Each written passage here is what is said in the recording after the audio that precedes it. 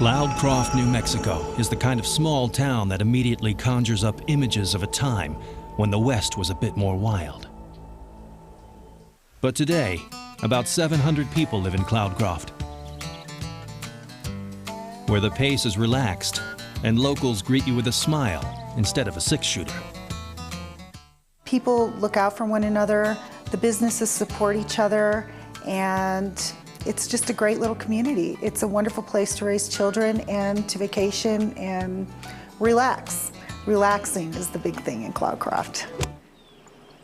But it seems Cloudcroft's rough and tumble past still lingers. And there's one place in town where the past meets the present just about every night.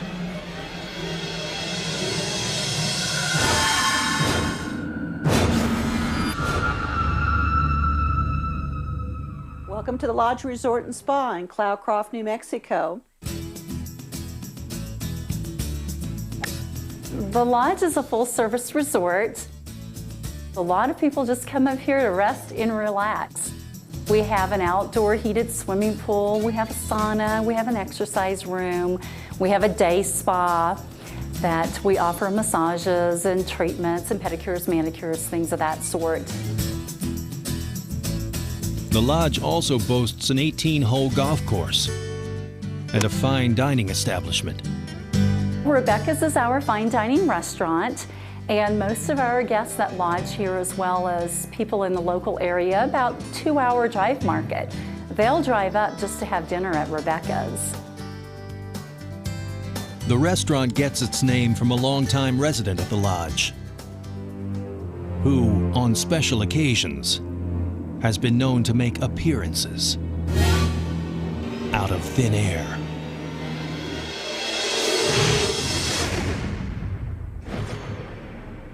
I had sweaty palms, my heart was just racing, and I know that when I went to see the staff downstairs, I just had this frightened look on my face. I froze and my knees went weak, my legs went to jello, and I couldn't move and I couldn't speak, and the tips of my fingers were just shaking.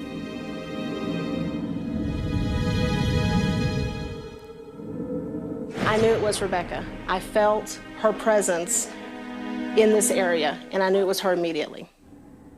The legend of Rebecca dates back to 1911, when the Lodge at Cloudcroft was built. It became a destination spot for local loggers and socialites looking to escape the hot New Mexico heat. But the hotel's claim to fame was its housekeepers. Rebecca was a housekeeper here at the Lodge, and she took care of the rooms and the common areas, but she took care of a little more than that. She was what you might call a full-service housekeeper. We also understand that she had evening duties, and she took care of some of the locals and visitors in the area. Rebecca's promiscuous ways made her very popular among guests at the Lodge. But Rebecca's extracurricular activities didn't go over so well with her lumberjack boyfriend. She really loved men, and she had a lumberjack boyfriend, and he worked out of town a lot. He wasn't here very often, and she entertained our guests, I could say. And one night, her boyfriend came back early from a logging trip. He asked where she was. And when he found out, he flew into a fit of jealous rage.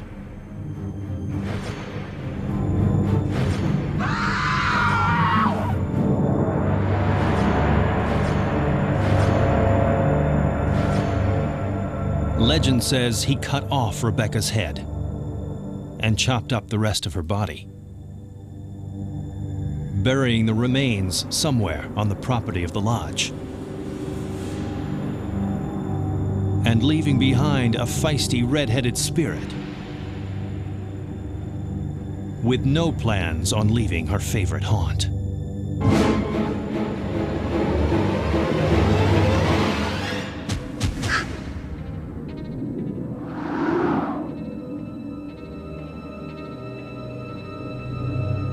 was checking a function in this dining room behind us and doing a quick count on tables and chairs.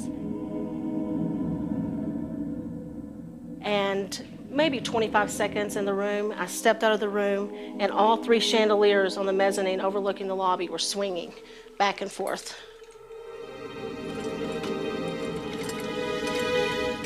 Making believers out of hotel staff and guests seems to be a top priority for Rebecca's ghost.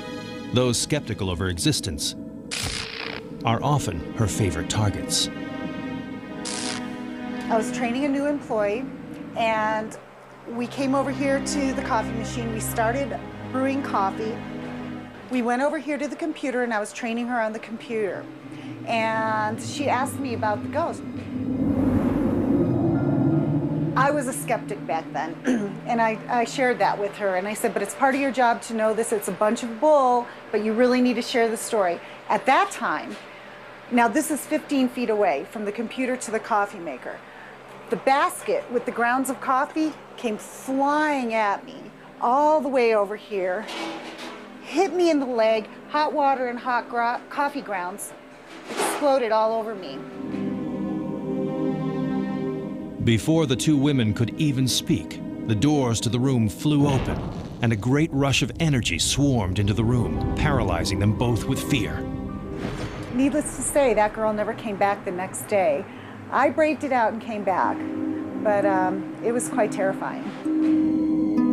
Rebecca had made her point, and once again had made believers out of the doubtful.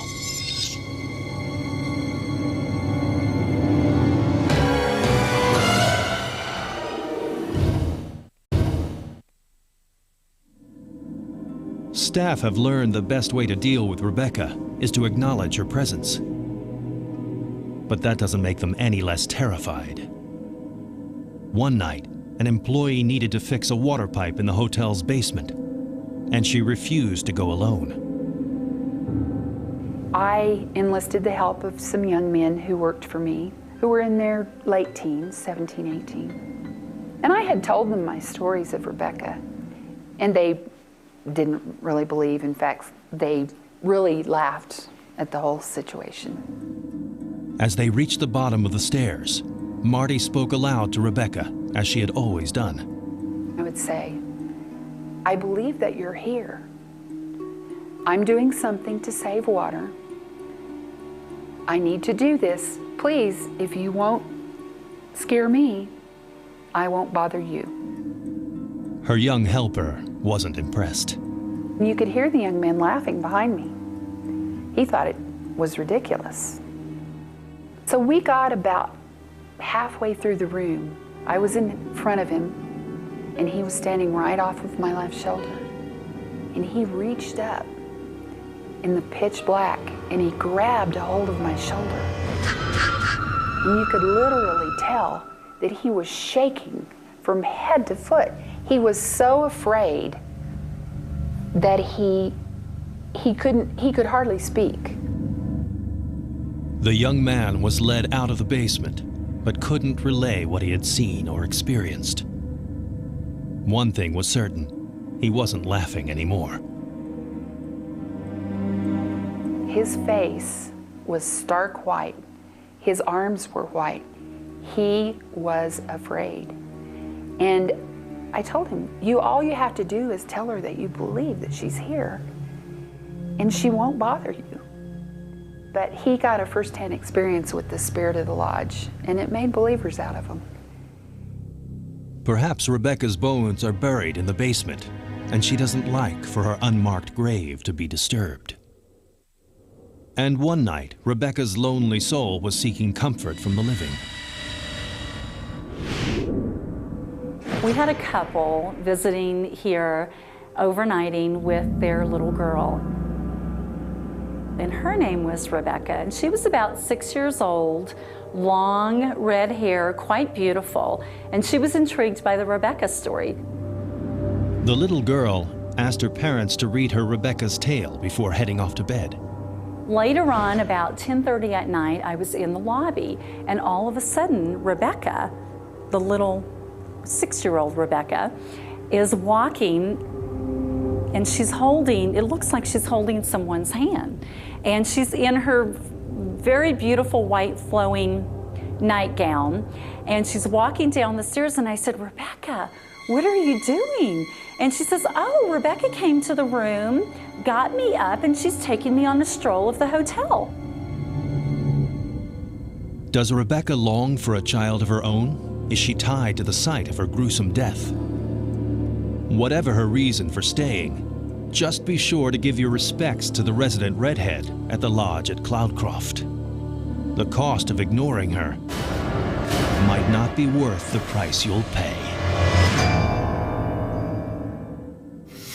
Later, guests of North Carolina's Richmond Hill Inn may take home more than just memories. There's a presence so strong in this room. I can feel it. I feel as if I'm going to, bump into them. But next, palm trees and warm weather can't mask the terror going on inside this Florida hotel. It was like footsteps coming, walking along in the room, and doors opening.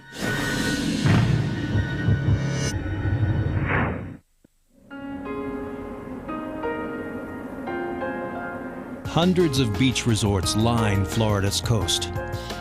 But in the northeast corner of the state sits a beach town like no other.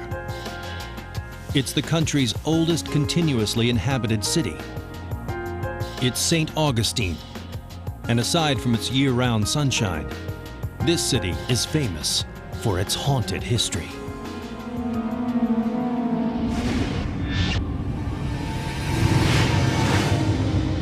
Think of all of the people and all of the different cultures who've lived in this city over 5 centuries. And most of St. Augustine's ghost stories come from its bloody past. There's the oldest military fort in the country, where ghostly soldiers still stand guard. Or the Spanish military hospital, where death and disease still linger within its walls. And the old city jail museum, where violent criminals are eternally locked up. It seems like in St. Augustine, every tourist site has a ghostly tale attached.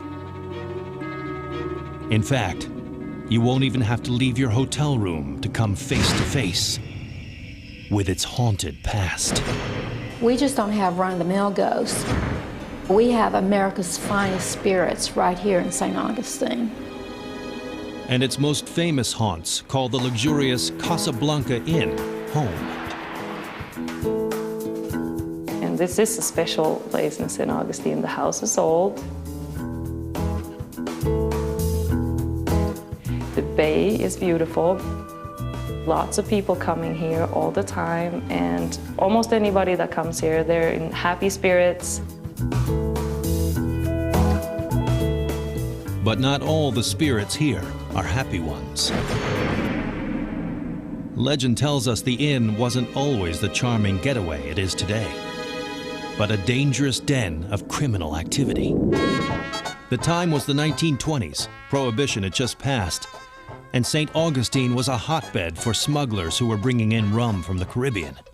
They called themselves rum runners. Not everybody was doing well in the 19-teens and the 1920s, and rum running was a quick and easy way to make money. But it wasn't so easy. Rum runners faced countless dangers, whether it was the perilously shallow reefs of the Caribbean or the deadly storms that struck the Florida coast. But the gravest danger of all came from those put in charge of enforcing prohibition laws. The infamous G-men.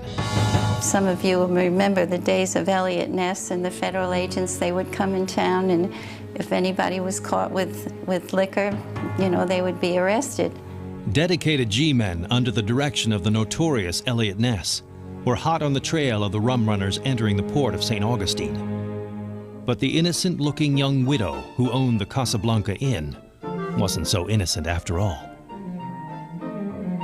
We feel quite certain that she was conspiring against the government boys, the revenuers, who were trying to catch the rum runners who came into the bay. It's a lady after my heart because she decided she was going to make money. Well, she made a deal with some of the rum runners. You know, you pay me, and, you know, I'll let you know when the government men are around. She was a shrewd businesswoman and bold.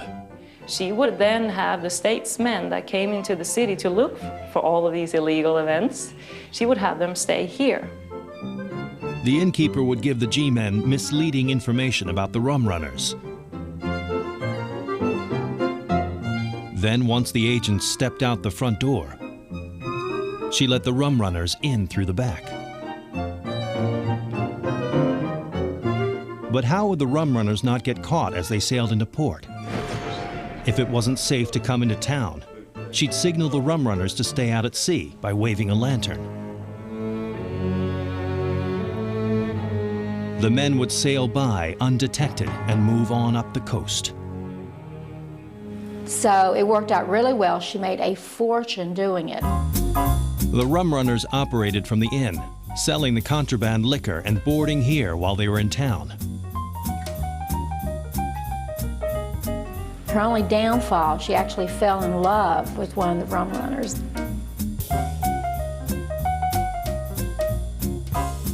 One night, after the party died down and they were left alone, they kissed goodbye, as they always did, promising to see each other once again. But the next time her lover was due in town, the G-men had arrived. As always, the innkeeper climbed the stairs to the widow's walk with her lantern. She waved her lover off. She knew that the government men were in town, and she didn't want him to land.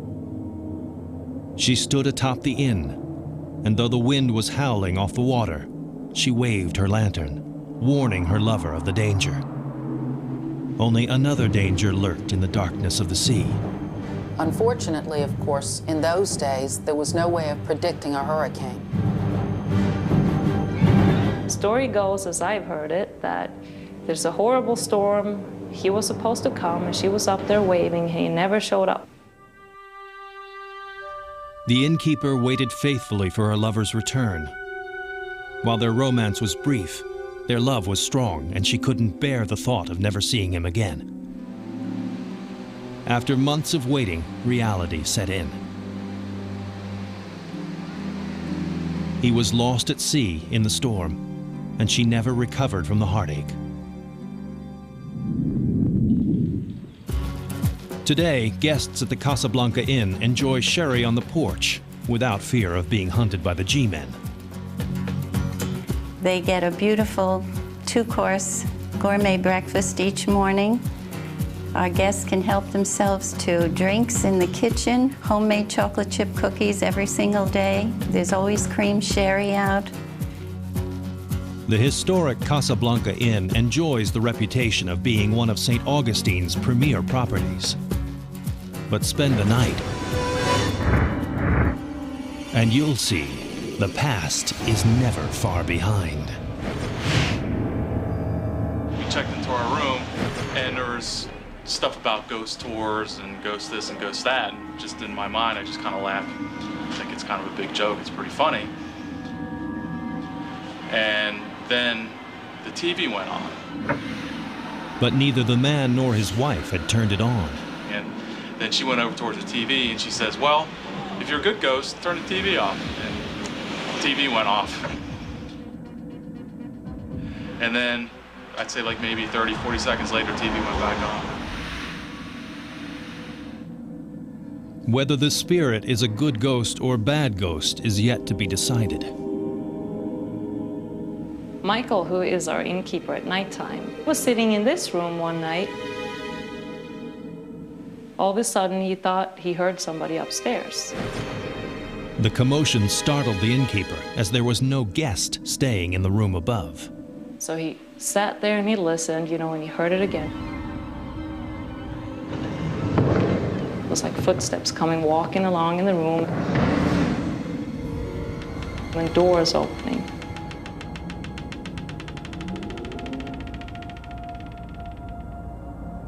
The innkeeper quickly grabbed the room keys, ran up the stairwell, and approached the doorway.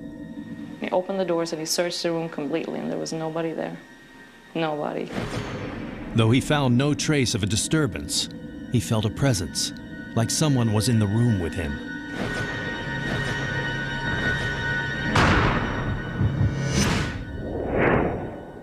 And he got so spooked. He said he was wide awake all night that night. He got really scared. But perhaps the eeriest proof that the former innkeeper and her rum runners continue their clandestine relationship from beyond is experienced not by the guests of the hotel, but by passers-by late at night. And people in the next inn, the Casa de la Paz, have woken up thinking it was the lighthouse. And they were like, oh, how quaint, how beautiful. Look up, and it was coming from across at the Casablanca. The phenomenon has even shown up in photographs taken by unsuspecting vacationers. Someone took a picture one time, and there was nothing there, and the light came out in the picture. Is the lady with the lantern still guiding the shadowy vessels of Prohibition's underworld away from danger? Or is she still hoping to be reunited with her love, forever doomed to a watery grave? Little things that happen, and then it makes you wonder, you know, is there somebody here who's still attached to the house somehow? Stay the night at the Casablanca Inn, and you won't be the only one who doesn't want to leave. Coming up, visitors and staff at this Chicago hotel relive a young woman's suicide every night. She went up to the roof of the Drake. But first, there's something strange living within this mountainside inn. It's usually about 2 in the morning. They hear sort of a dragging or a wagon being pulled across the floor.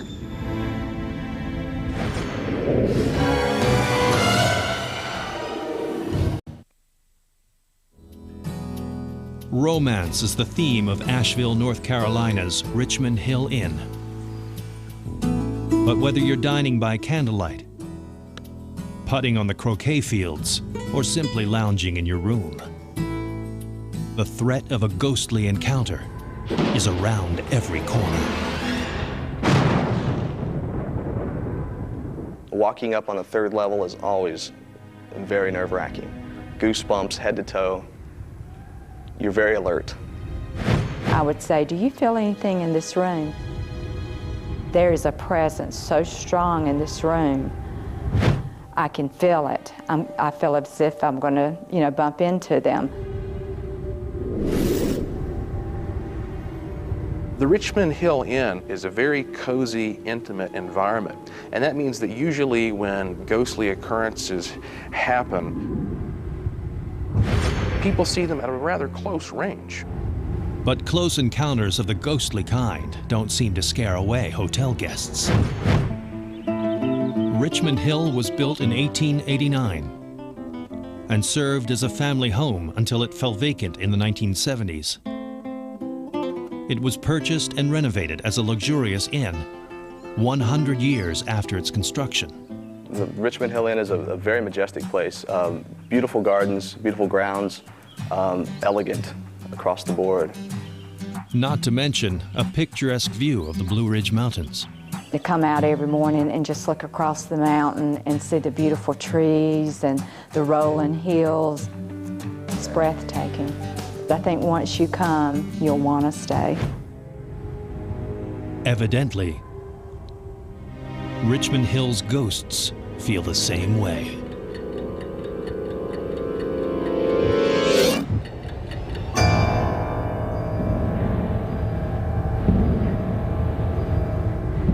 When I started working here, I had heard a few rumors from coworkers of things happening, strange occurrences, everything for the most part benevolent, but some startling. It's believed the home's original owners, the Pearson family, have refused to leave, even long after their deaths. When guests arrive at Richmond Hill, they first come into the Oak Hall of the mansion.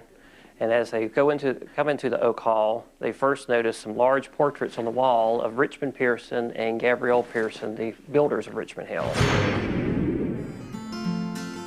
The Richmond Hill Inn was built in 1889 by Richmond and Gabrielle Pearson.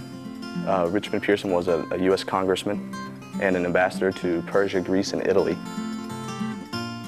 Originally, Richmond Hill was sort of rather self-sufficient. It had a farm area, it had servants to take care of the house as well. They moved here and became quite socially active in Asheville. This was a social hubbub in Asheville. The Pearsons and their 3 children were the epitome of a happy family. But I can imagine being a child here. It would have been a lovely place to have played, and with all the outdoors and the mountains and the trees and the river down below. But the family's happiness was not meant to last. At the age of 14, Richmond Pearson Jr. fell ill with scarlet fever.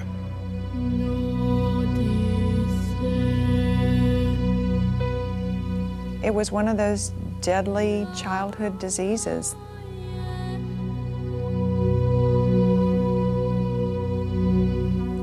Back then we didn't have the antibiotics that we do now, and many of the mothers and fathers expected or knew children would die. And it still is a tragedy even then. Scarlet fever took the boy's life.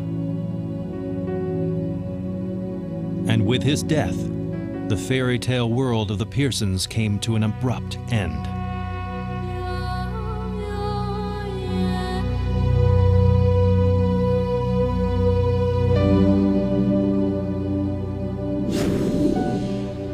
In 1989, their former home was converted to an inn, thus awakening the dormant spirits of the long-dead Pearsons.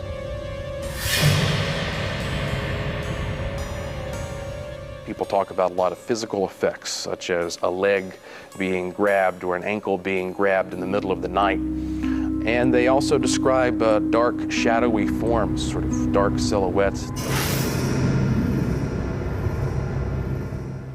I had a couple that stayed for 4 nights a few years back over the 4th of July.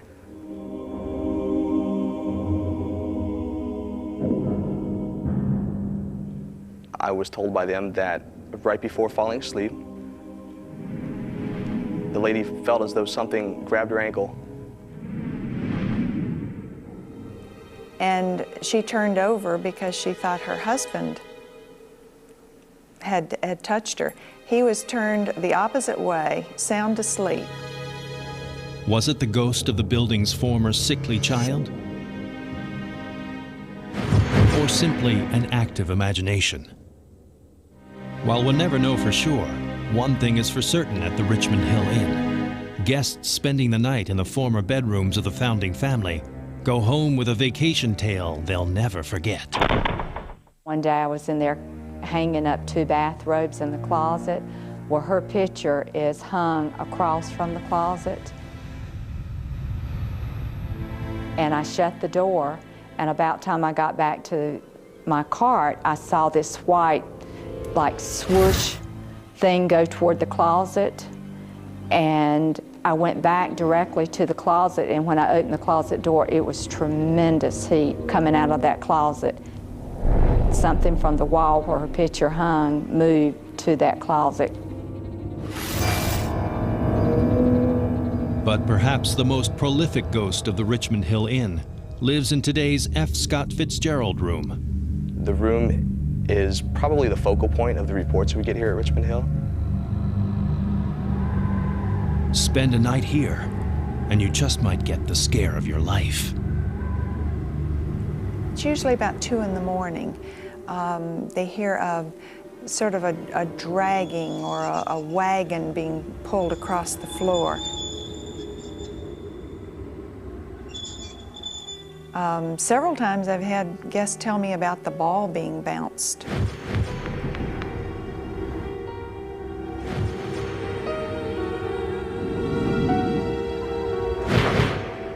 Staff believe it is young Richmond Jr. seeking to relive the years before his fatal illness ruined his happy home.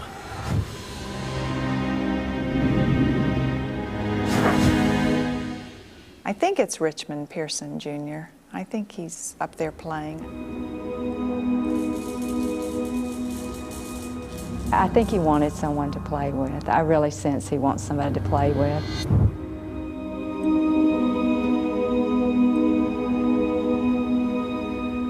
And as in life, it seems the ghostly Mrs. Pearson, accompanied by her son, continue to watch over their home for all of eternity.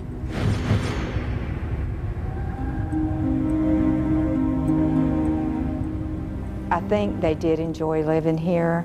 I think they crossed over to the other side, but something drew them back to this house. So if you're looking for a romantic getaway, you wouldn't be the first to choose the Richmond Hill Inn. But skeptics beware.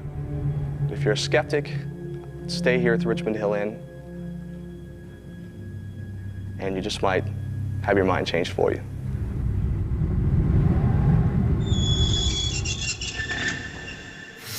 Coming up, there's no rest for the weary at Louisiana's haunted Artesia Manor. I didn't believe this until it actually happened to me.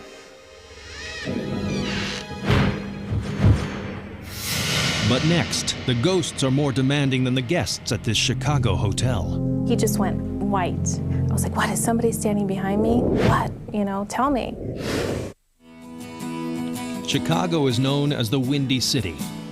And though a cold wind often howls off Lake Michigan, Chicago's nickname might be best suited for its lesser-known attributes. Like the ghosts said to haunt the dark recesses of the city's most famous hotel. If you were a ghost looking for a great haunt, you'd be hard-pressed to find nicer digs than Chicago's Drake Hotel. If I were a ghost, I would think the Drake would be a fabulous place to spend the rest of eternity. You have every convenience, it's plush, it's beautiful, you're on the beach. Not much more you need in life. Or death. But when modern day and otherworldly guests collide, it can make for a frightening stay.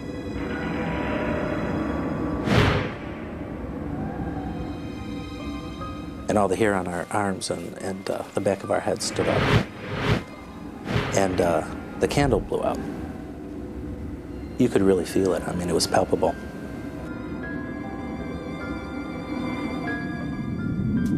The idea for the Drake Hotel was born in 1920. Chicago was in need of a major luxury hotel, and hotel entrepreneurs John and Tracy Drake were up to the task, to the tune of $10 million. The building was designed by renowned architect Ben Marshall and has retained every bit of its imperial elegance. The Drake is now a Chicago landmark. The Drake lobby, I think, is the depiction of the classic image of what a hotel lobby should be. You walk in, and yeah, that's what hits you first, is the grandness of the lobby, the beautiful floral display in the center, the harp music coming from the palm court, the fountains. So you're kind of walking into a piece of elegance. It's a great experience. The Drake's elegance has always been its calling card. At the height of its opulence in the 1920s, the hotel played host to high society balls in its famous Gold Coast room. We'll try to picture 1920 in Chicago when the hotel opened. This was the only building here. Lakeshore Drive was not out there. We were on the beach. The Gold Coast room, our most grand of the ballrooms, faces huge windows, 24-foot ceiling windows. And the ceiling, in fact, was retractable, so you could have your dancing under the stars. Most guests had so much fun at the legendary balls, they never wanted to leave.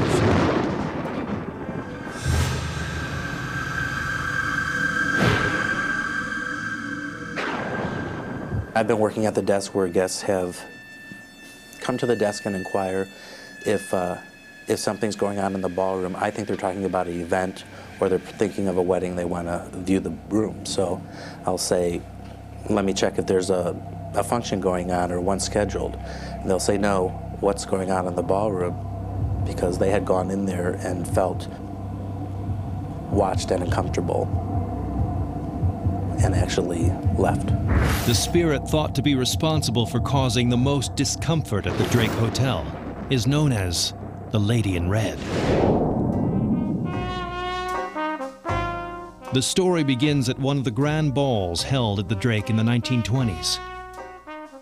The details of that night are blurry, but the tragic ending is quite clear. Something upset her after she was attending a ball. She went up to the roof of the Drake and then she jumped off. People say that's why she's kind of hovering around the 10th floor, the top floor of the hotel. Where her spirit is said to remain to this day. The mystery surrounding her death is only matched by the mystery of her appearances at the Drake. The Lady in Red has a way of letting you know she's lurking nearby, just in time to disappear. Like most guests at the Drake, the Lady in Red expects nothing but the best in service during her stay, and has even lodged complaints with management. A few years ago, a big-budget Hollywood film was being shot at the Drake Hotel. So late at night they were filming up and obviously making some noise, and the security department got a phone call from a woman. And it said, "Can you please ask them to stop? They're making too much noise. They're bothering me." All phone calls made from within the Drake have their own unique 4-digit extension that can be traced to a specific room. But the guest phoning in this particular complaint would prove to be more of a long-distance call. And the extension was from our 10th floor, but it didn't exist. So when they went to check the extension, it literally was an old closet room. And there was no phone in there. Security guards at the Drake insisted a woman called from the non-existent extension. And sightings of the Lady in Red continue to this very day, leaving even the most skeptical of the staff at the Drake grasping for an explanation. Some of these stories that have come, repeatedly through totally unknown guests, to each other over the years have proved to be very coincidental and hard to explain any other ways. The historic Drake Hotel prides itself on catering to the demands of its high-class clientele. But how do they handle guests concerned about supernatural squatters sharing the facilities? They mostly find it kind of humorous, and if you can validate some of these stories, they kind of lighten up and get titillated by it perhaps, but it never seems to have been a negative, nobody too frightened or alarmed or inconvenienced. But it's curious to say the least. Curious travelers can plan a stay at the Drake Hotel, where every night has the potential to be a ball.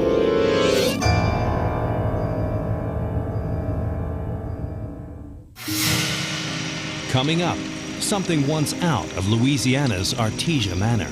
Police call you in the middle of the night. Can you come over to Artesia because every door is wide open.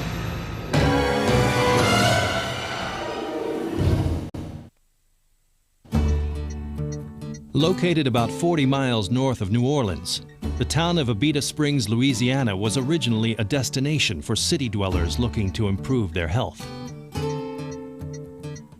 Its waters were believed to be magical and could heal even the most ill patients. Doctors began to prescribe people to come to Abita Springs if they had lung ailments like tuberculosis or if they had yellow fever. Today, modern medicine has replaced the need for healing springs. But according to locals, there may still be something in the water, because the mystical spirits have even seeped into the ground of the town's most cherished estate.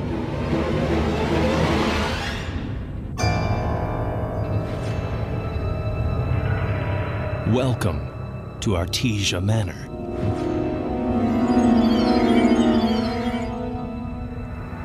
Everyone that's worked here eventually seems to have something happen.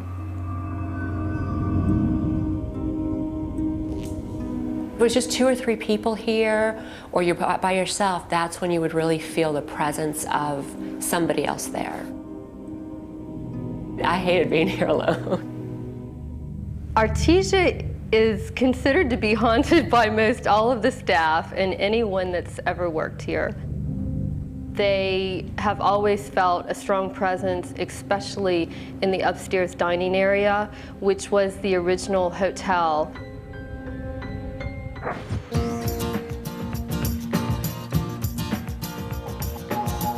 Artesia Manor offers guests fine dining in its restaurant and a relaxing night in the countryside in their quaint guest cottages.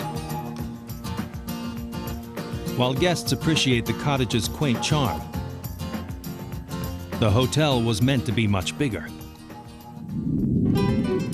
Its original owner, a likable, ambitious man named Frank Leno, had grand designs for the property. He spent each day planning for his home's future. But before Frank could cash in on the area's healing springs, Frank Leno met an untimely and mysterious end. The last time anybody saw Mr. Frank Linnell, he was leaving the hotel and walking towards Abita Springs. Nobody ever saw or heard from him since then. Did he wander off into the woods, never to return? Or, as some suspect, was he murdered? Regardless of how he died, those who have spent a good amount of time at Artesia Manor insist that Frank Leno has never really left. I think Frank's ghost makes rounds at Artesia, and I think that he checks things to make sure that things are okay. Being the owner of Artesia comes with its own set of unique challenges. Lights turn on and off. Smoke alarms are tripped in the middle of the night. Every morning at 9:40, the telephone briefly disconnects. You lock the doors. In the morning, the doors are open. The police call you in the middle of the night. Can you come over to Artesia because every door is wide open? For some reason, Frank's ghost seems to prefer the doors to Artesia be left open. But Frank's feisty spirit doesn't just hide in the shadows, causing mischief. I had a waitress one time came in the kitchen. It was right before we opened. And she came in and told us there was a man out front. Someone goes to see what he needed. The staff was startled to discover the guest didn't have a reservation. In fact, there were no signs he had been there at all. Weird thing was the doors, the exits were all locked. So there's no way there was someone in there. Frank's ghost seems to believe that intimidation is the best way to motivate employees at Artesia Manor. It makes me very uneasy to be here alone working. I'll always have music on, or I'm talking to the ghost, telling him I'm finishing up my work and I'm leaving, and I'll leave the place to him. But if the stories are true, Frank isn't the only ghost keeping a watchful eye on Artesia Manor. There was a French woman that came to stay at the property, and she was a guest at the property. And she fell in love with it, and she decided to stay. The woman lived out the rest of her life as the manager of Artesia. After her death, some say she decided to remain behind. Nanette was the general manager at Artesia for 3 years, and she always felt a strong feminine presence. While the men, Brian and some of the other employees, have actually felt the masculine presence. While the female ghost seems to be friendlier than her male counterpart, neither make working at the Artesia Manor any less eerie.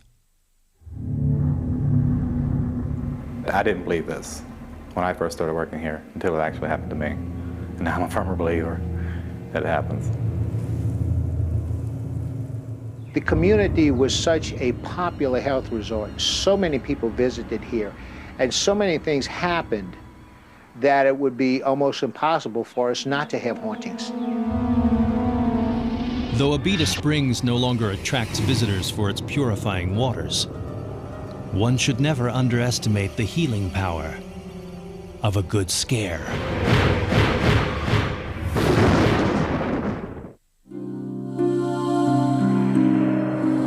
Next on Discovery Travel and Living, find out if Cash can survive alone with no money and no place to stay in Cuba PD in the Aussie outback. We're stranded with Cash Peters after the break.